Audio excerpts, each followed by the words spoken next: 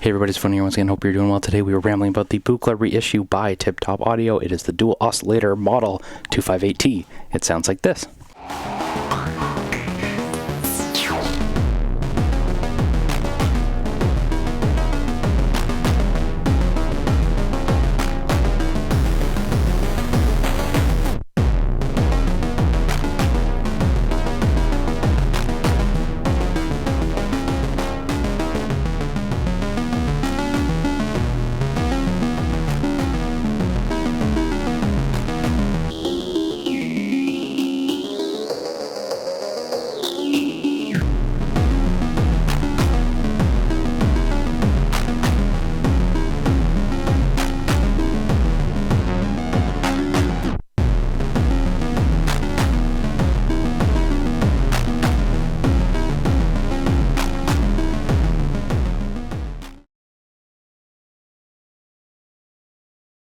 Okay, so before we get started, I need to give a huge shout out, a huge thank you to our good Euro pal, Jesse, for lending this to me. Jesse, Monosynth, the passenger. What else am I missing? I think I got all of them today.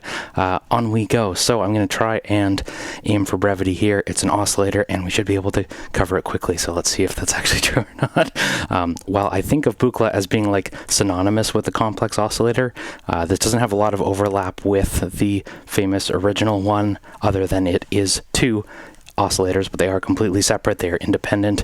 They sound great, but they are not cross-mod. There's no modulation bus. There's no wave folders. There's no anything like that. There's lots of control over the timbre, but we're going to get into that here. I'm going to start with the first oscillator. We're just going to run it in completely dry. Let's hear that. Now, pitch that up.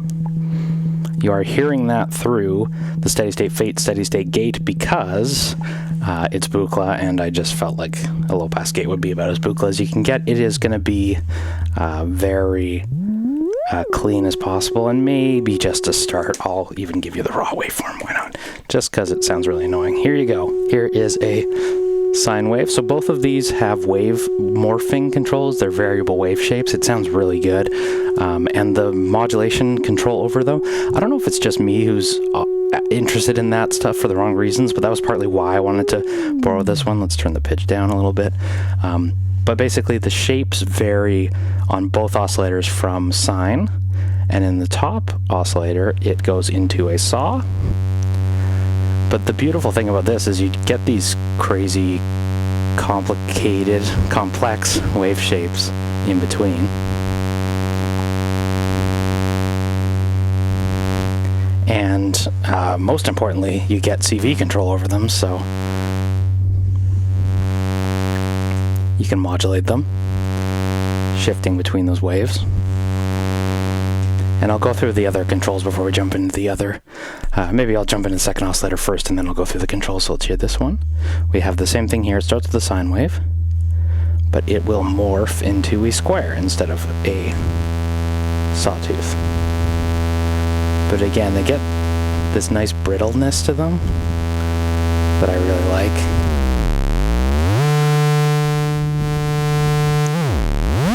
And I don't believe this will do PWM, other than what is a byproduct of the wave shaping. Oh, that width looks the same. I think it just, you can get really cool wave shapes like that by having the control over that. So here is LFO going in there to shape the waves. So yes, there's no wave folder, but this is a very, very, very cool thing in my mind. Let's pitch it up a little bit. That's the basic sounds of those waveforms. Now, on that note, because listening to raw waveform output is pretty rough, we're going to scope that again. So you can see that waveform output, but we're going to go back into steady-state fade, steady-state gate once again so we can hear that. So now we're listening to oscillator 2. Not going to change too much in the tone here, but we'll gate it a little bit. Now I want to go through the other controls. First we have exponential FM, and these aren't labeled, or at least I don't know if that's a Buchlism. I'm not familiar enough with like the history of these to really know, but there's two different inputs that do frequency modulation, and let's just pitch this up, or let's open our decay up a little bit. Go over to our first oscillator just so maybe it's a little easier to see.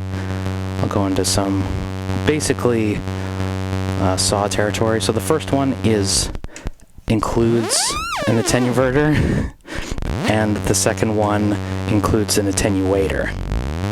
And the first one is exponential, and this is LFO rate that I'm sending in, so we can send it negative. How much do you want to send it? Do you want to send a lot? Or a little? And it won't do through 0, I don't believe. And you can send it positive.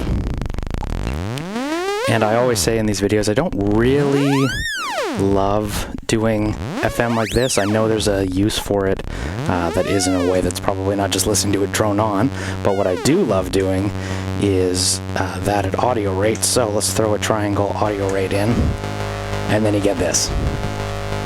And this is where FM I love, just that brittleness, right?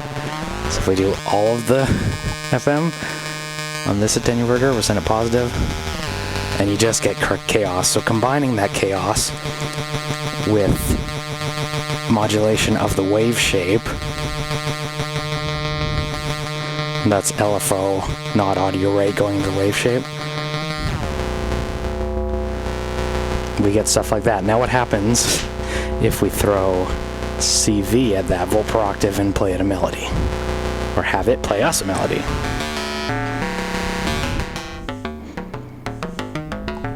Have to make use of my gate to tame that beast, but I love how it sounds. That super complex thing, and again, it's not a complex oscillator, it's 2 oscillators, but it sounds wonderful. And I guess you could throw 2 FM sources at it for that reason. What if we send the first one negative and the second one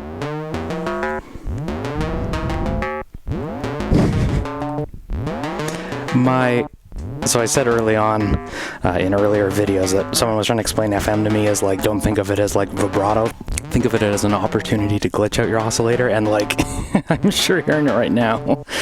The other thing I'll say that's really nice about these is you get 2 outputs, so you could do like self-modulation too, right? If you just want chaos, so let's just we're listening to it, but it's also modulating its own pitch.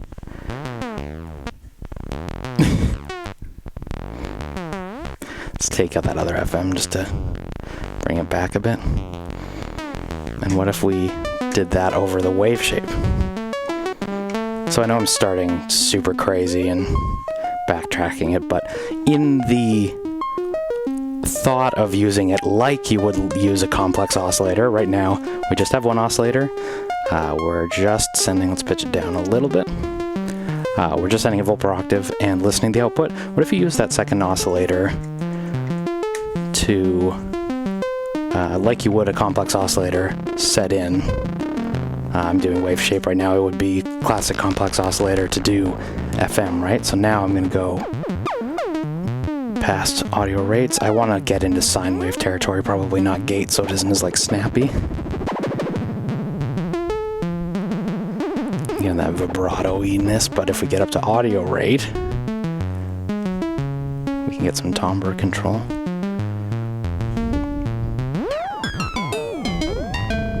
Yes.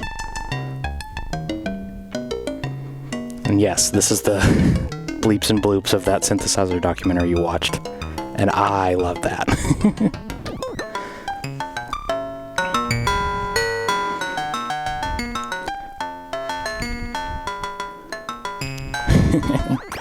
So I feel like, yeah, there we go. If we do into the linear input.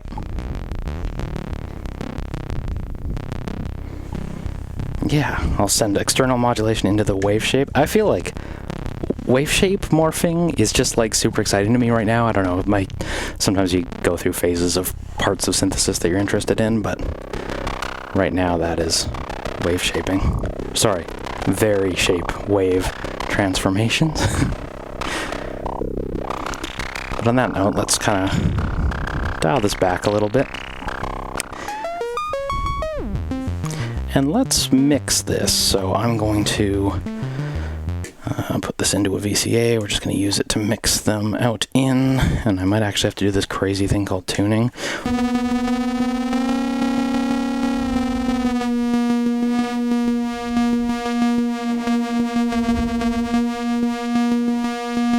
Close enough for me. Let's go low octave into the first one.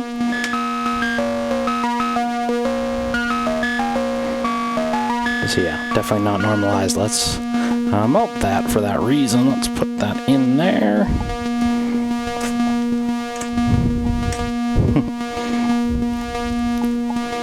Tune it by ear. Then goes the first one.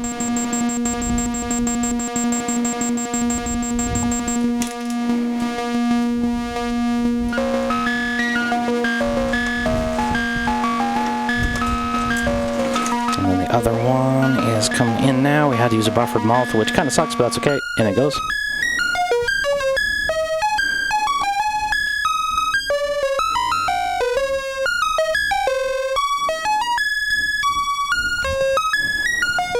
Close enough for me. Let's send some LFOs into that wave shaping, which will be playing us out.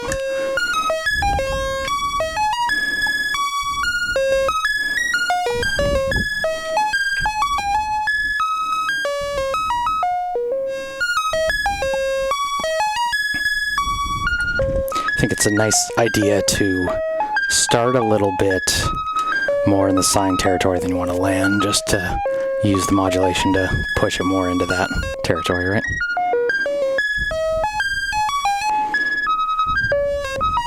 Although using that, let's go in the sine wave for our modulation so it isn't hitting those ramps.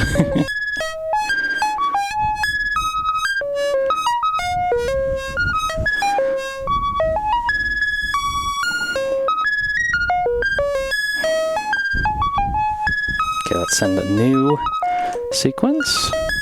Let me just get that ready for you. And that will be the one that plays us out. Awesome, affordable, unique take on building your own complex oscillator in the patches that I'm doing here, but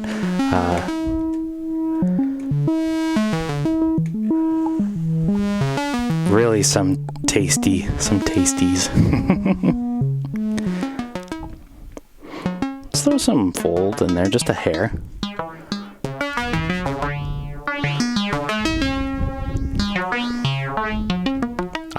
Anyway, sorry. I just love the low pass gate sound and what could be more appropriate. Speed it up a little bit and that'll play us out. Alright, awesome dual oscillator. I mean, that's a alliteration that I wasn't trying to pull out. But I mean, it sounds great. It's affordable. It's got utilities on board that I wouldn't expect from something at that price range, like the variable wave shaping. So it's pretty sweet. Let's listen to it to play us out. I'm Tafony. Thanks so much for watching. Take care. Like, comment, subscribe, do all that crap that YouTube is always on my case about not promoting to you. And I'll see you in the next video.